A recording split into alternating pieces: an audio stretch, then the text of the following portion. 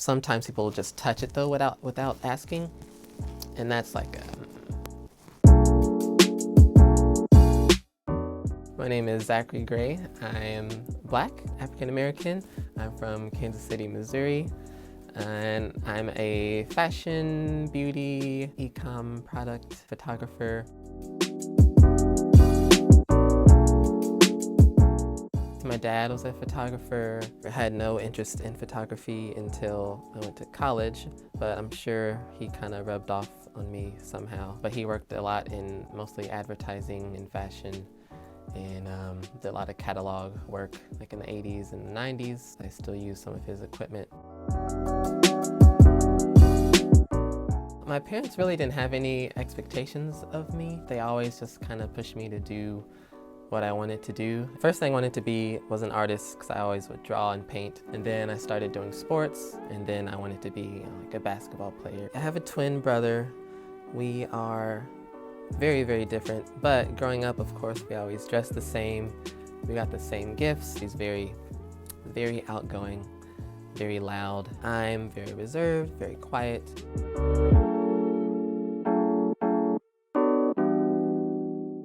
If I think about my family history, I just think of my great-grandma. My great-grandma, her mom, they were slaves, and she was from a small town in Arkansas.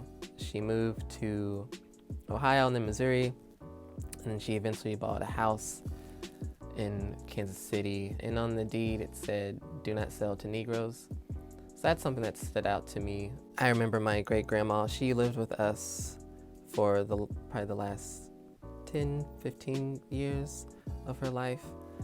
Just a very religious woman, very strong woman, and just wanted everyone to love everyone. And so she would never even probably mention anything regarding like civil rights or racism. Like she never talked about any of that. It was always just about love. My senior year, after going on a college visit with my friend Donald, who was white, it was just me and him and his dad. Coming back home, we stopped in a small town called Boonville, Missouri to get gas. Me and Donald went in to go to the bathroom. He went in and came back out, and I went in, and then I opened the door to come out, and there are two cops with their guns drawn, pointed at me, and I just kind of freeze and like look at them, and then they just like, "Sorry, wrong person," and they just kind of walk off without any explanation. I didn't know what to do. I was just kind of more in shock, wasn't really processing anything during the moment. That was probably the biggest example of racism that I personally experienced. Coming from the Midwest and living in the South for 10 years, and now that I'm on the West Side in California, now that I'm here, I definitely feel more free.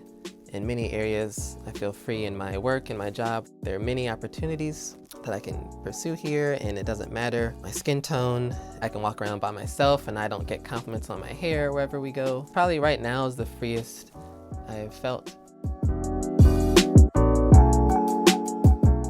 A feature of mine that I like, I guess I have to say my hair. I don't like it because it's like people see me and that's all they see, but it's good because people recognize me and remember me. I started growing it when I was 15 in high school, and it was purely just a style choice.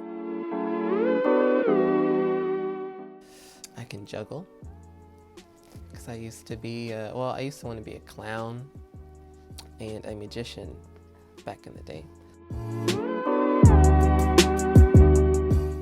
When I think of live tinted, I think of just living open and living free and just living playful and not really adhering to what is accepted. My name is Zachary Gray, and I live tinted.